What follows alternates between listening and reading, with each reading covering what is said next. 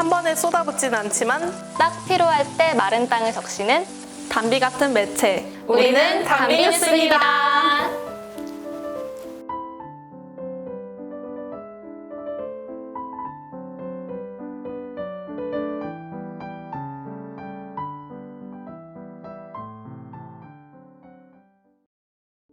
안녕하세요. 저는 담비뉴스의 조한주 기자입니다. 우리 모두 소수자다를 처음 발제를 했고요. 5가지 유형 주제 중에 비만을 맡아서 취재했습니다. 안녕하세요. 저는 우리 모두 소수자다 팀에서 외소증 파트를 맡은 담비뉴스 기자 임혜진이라고 합니다. 안녕하세요. 저는 우리 모두 소수자 팀에서 피부색 편을 맡아서 취재를 했던 담비뉴스 기자 김지은이라고 합니다. 현재는 담비뉴스에서 청년부 기자로 활동하고 있습니다. 담비뉴스는 창간한 지 11년 된 비영리 독립 매체입니다. 세명대 저널리즘 스쿨 대학원에서 운영을 하고 있고요. 기자 PD를 준비하는 2030 대학원생들이 기사를 쓰고 언론계에서 20년 이상 근무를 하셨던 교수님들이 데스크를 보고 계십니다. 소수자분들이라든지 난민 같은 우리 사회에 꼭 필요한 이슈들에 대해서 취재를 하고 있고요. 좋은 언론을 만들고 싶고 좋은 언론인이 되고 싶어 하는 기자와 PD 지망생들이 의미 있는 기사와 콘텐츠를 만들어내기 위해서 노력하고 있습니다. 우리 모두 소수자다. 그러니까 저희는 줄여서 우모소라고 말을 했는데, 우모소는 그 신체적 차이에 비롯해서 차별을 받고 있는 우리 또래에 관한 이야기들을 다뤘습니다. 사람이라면 누구나 다 소수자성이 있잖아요. 저만 해도 대학원생이라는 고학력자지만 한편으로는 지방대생이라는 소수자성을 또 띠고 있긴 하거든요. 사람이라면 누구나 다 그런 소수자성이 있는데, 아, 나도 이렇게 소수자가 될 수 있구나, 저 사람도 소수자가 될 수 있고 반대로 역전이 될 수도 있구나, 이런 마음을 불러일으켜가지고 우리 또래에 있는 차별과 혐오 분위기를 조금 더 해소를 하고자 기획을 한 콘텐츠입니다. 처음에는 저희가 한 사람의 몸을 부위별로 나눠서 예를 들어서 주제를 머리 쪽으로는 이제 뚜렛 증후군 같은 그런 정신적 질환 이런 걸로 하고, 그래서 이제 나중에 인터랙티브 같은 걸 만들 때 한 사람의 몸을 해가지고 클릭하면 넘어갈 수 있게 뭐 이런 식으로까지 생각을 했었어요. 근데 저희가 공부하고 사전 취재를 하다 보니까 굳이 이렇게 부위별로 나눌 필요가 있나? 가장 딱 처음에 그 사람을 딱 봤을 때 보이는 거는 몸 전체인데, 몸 전체를 좀 아우를 수 있는 주제들, 첨언을 하자면 이렇게 선천적인 경우랑 후천적인 경우 두 가지를 다 보여줄 수 있으면 좋겠다고 생각을 했는데, 피부색이나 외소증 같은 경우는 거의 이제 선천적으로 아주 어릴 때부터 타고나는 바꿀 수 없는 부분인 반면에 뭐 비만이나 화상 또 또렛 같은 경우는 이제 성장하면서 어떤 생애주기 어디에서나 일어날 수 있는 그 증상이라서 두 가지 모두 측면에서 보여주면 좋겠다는 생각에서 안배를 했습니다. 일단 접근을 하려면은 언어가 통해야 되는데 언어가 통하지 않아서 서로 번역기를 사용하면서 이렇게 얘기를 했었고, 그리고 이제 두 번째로는 아무래도 좀 차별 경험을 끌어내야 되는데, 한국에서 차별적인 경험 한 적 있으신가요? 누가 뭐 나쁜 말을 한 적 있으신가라고 묻기에는 그 단어랑 질문 자체가 굉장히 폭력적으로 느껴져서 그거를 어떻게 돌려서 내밀하게 좀 끌어낼 수 있을까를 고민을 많이 했었던 것 같고, 되게 주목받는 느낌이 들었던 게, 그냥 각자 일행들끼리 대화를 하던 중에도 이렇게 고개를 돌려서 저와 취재원을 이렇게 일부러 보시기도 하고, 아니면 상점 안에서도 이렇게 고개를 빼고서 쳐다보시는 분들도 있었어요. 근데 사실 그분들의 그런 시선에 담긴 감정이 저는 막 되게 나쁜 감정은 아니라고 생각을 했어요. 오히려 뭔가 신기함? 뭔가 낯선 것에 대한 그 신기함이나 호기심 같은 그런 감정이 좀 읽혔던 것 같아요. 그리고 동시에 약간 안쓰러움? 특히 이제 어른들 같은 경우는 좀 안쓰럽게 연민 어린 시선으로 보는 듯한 느낌이 많이 들었는데, 그게 뭐 의도가 뭐 나쁘지 않다고 해서 사실 그분들에게 해가 되지 않는다라고 생각하지는 않아요. 그런 식으로 이렇게 계속 쳐다볼 때 이 외소증이신 분이 이 세상에 되게 좀 특별한 사람, 좀 다른 사람으로 인식하게 만든다는 생각이 들어서 저는 좀 의도적인 무관심이 좀 필요하지 않을까라는 생각이 들었습니다.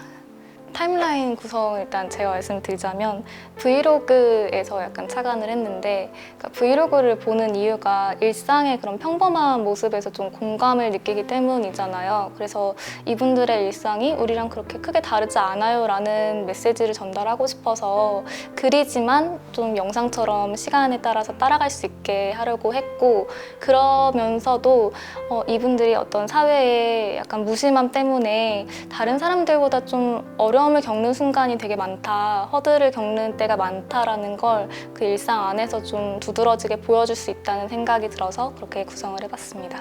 What's in my bag이라는 콘텐츠를 되게 많이 하잖아요, 유명인들이. 그 사람들이 꺼내는 물건을 통해서 이 유명인이 요즘 어떤 거에 관심이 있고 어떻게 생활을 하고 있는지가 은연중에 드러나기 때문에 분명히 소수자분들이 쓰시는 물건 중에도 이 신체적 특징을 가지지 않은 사람들은 모르는, 그냥 이걸 이런 용도로 조차 모르는 그런 뭔가가 있을 거다라고 저희가 생각을 했었고, 실제로 이제 여쭤보니까 그랬었어요. What's in my bag이라든지 브이로그에서 차용한 타임라인 이런 것들은 좀 나름 그런 좀 신선함? 좀 젊은 느낌? 젊은 느낌이라면 젊지 않은 느낌인데 약간 그런 어린 느낌 같은 거를 톡톡 튀는 걸 보여줄 수 있지 않았나? 그래서 그런 형식적인 뿌듯함도 있었고요. 내용적으로는 어쨌든 충분히 의미 있는 물건들을 꺼내온 거 아닌가. 타임라인 이렇게 하는 건 좀 신선하다. 그리고 덕분에 좀 하루를 따라가면서 이 사람들이 어떤 상황인지를 알 수 있었다라고 하는 댓글도 있었거든요. 그래서 그런 반응들을 보면서 내용적으로도 그렇게 놓친 게 없구나 라는 이런 생각이 들어서 좀 뿌듯했던 것 같습니다.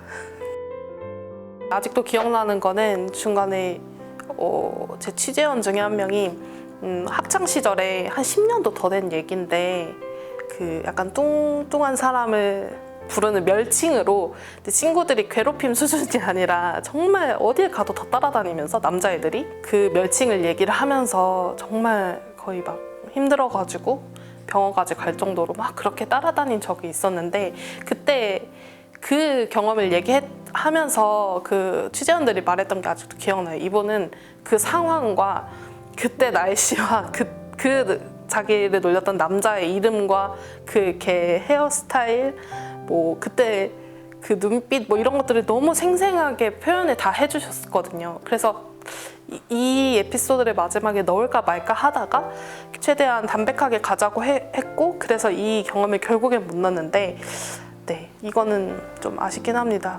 저는 좀 취재 과정에서의 아쉬움이 있었던 게, 제가 만난 분들이 다 남성분들이었어요. 그러니까 여성분들만의 어떤 또 다른 그 교차하는 그 문제들이 있을 텐데 그런 부분들을 다루지 못했던 게 되게 많이 아쉬웠어요. 특히 여성 외소증 분들은 약간 성적인 호기심의 대상으로 많이 비춰져서 좀 성범죄에 노출되는 경우도 종종 있고, 또 남성분들보다도 더 이렇게 외모나 그 바깥 외출에 대해서 좀 부담감을 가지시는 분들이 많아서 직업도 좀 외부에 잘 드러나지 않는 혼자 할 수 있는 콜센터에서 주로 많이 하시더라고요.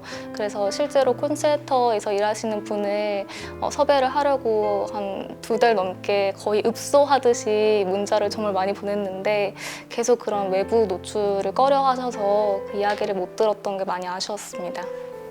저도 약간 기사에는 조금 압축적으로 들어간 면이 있긴 한데, 그 오자 씨가 대중교통을 이용하면서 좀 항상 혼자 이렇게 이용하는 장면이 나와요. 이제 제가 인터뷰를 했던 그 레오 씨도 대중교통을 이용을 어쩔 수 없이 하는 경우도 있지만, 그때마다 이제 항상 사람들의 시선을 받고 자기가 이렇게 자리에 앉으면은 항상 옆자리에 아무도 안 앉아서 그걸 매번 겪는 게 힘들어서 그냥 항상 택시를 타서 시선을 느끼지 않으려고 했었고, 또 직접 오토바이 같은 거를 구입해서 타고 다니려고 했다, 이런 이야기도 좀 들어서 그런 부분들을 타임라인에 좀 압축적으로 담기가 힘들었어서 전하지 못했던 게 좀 아쉬웠던 것 같습니다. 모든 기자분들이 당연히 취재할 때 본인들의 명함을 이렇게 내밀면서 취재를 하시겠지만, 저희가 비영리 독립 언론이라서 그런지 몰라도 명함을 내밀어도 어디라고요? 막 이러시고, 전화를 걸어도 에? 어디요? 이러면서 약간 그냥 모르시는 건 괜찮은데 이제 몇몇 분들은 인터뷰를 안 하는데 약간 말투가 그런 데랑 안 한다 약간 이런 느낌으로 좀 깔보시는 분도 있고 무시하면서 안 한다 이러면서 거절하시는 경우가 많았어가지고 이런 비주류 매체로서 좀 소수자성을 많이 느꼈던 것 같습니다. 저는 조금 조심스러운 얘기일 수도 있는데, 그러니까 제가 장애인 분을 만났을 때 저는 비장애인이기 때문에 다수자의 위치에 있었는데 인터뷰를 하고 대화를 하는 과정에서 그런 위치가 바뀔 때가 좀 있었어요. 그러니까 그분이 남성이고 제가 여성이라는 정체성으로 바뀌었을 때 저는 소수자가 되더라고요. 뭐 가령 성적 농담이라든가 뭐 외모에 대한 평가라든가 좀 불쾌하고 좀 불편한 스킨십이라든가, 그래서 이런 소수자성이 위치가 언제든지 전복될 수 있다는 생각도 들었고 이 주제에 대해서 좀 더 많이 이해할 수 있었던 그런 시간이었던 것 같아요. 저도 이 경험이랑 좀 비슷한데, 제가 취재원이랑 친밀감을 형성하고 나서 이제 이 취재원의 집에 들어가서 집을 이렇게 관찰하는 취재가 필요했는데, 그 집을 뭔가 들어가려고 하는 순간 내가 기자가 아니라 여성으로서 좀 느껴지는 순간이 있더라고요. 그래서 결국에는 이제 다른 남성 팀원과 함께 그 집에 방문을 했는데, 약간 기자 생활을 앞으로도 하게 됐을 때 여성과 기자 그 두 가지 정체성 중에서 나를 기자가 아니라 좀 여성으로 보는 순간에 어떻게 대처해야 될까, 어떻게 대처해야 되고 어떻게 취재를 해야 되는가를 좀 고민하게 되더라고요. 그래서 좀 관련 여성 기자들의 취재 뒷이야기를 더 꼼꼼히 듣거나 그렇게 바뀐 것 같습니다. 어쨌든 저희가 열심히 취재한 내용이고 저희는 이 콘텐츠에 굉장히 자부심이 있거든요. 그래서 더 많은 분들이 저희 콘텐츠를 봐주셨으면 좋겠고, 겉모습이 다른 사람들을 봤을 때 한 번쯤은 다시 생각을 하고 말을 하거나 행동을 할 수 있는 그런 저희 메시지를 좀 받아들여 주셨으면 더 좋겠고, 저희 같은 이런 독립 언론도 좀 더 찾아보시고 응원해 주시면 더 감사하겠습니다. 담비뉴스 화이팅! 화이팅! 화이팅!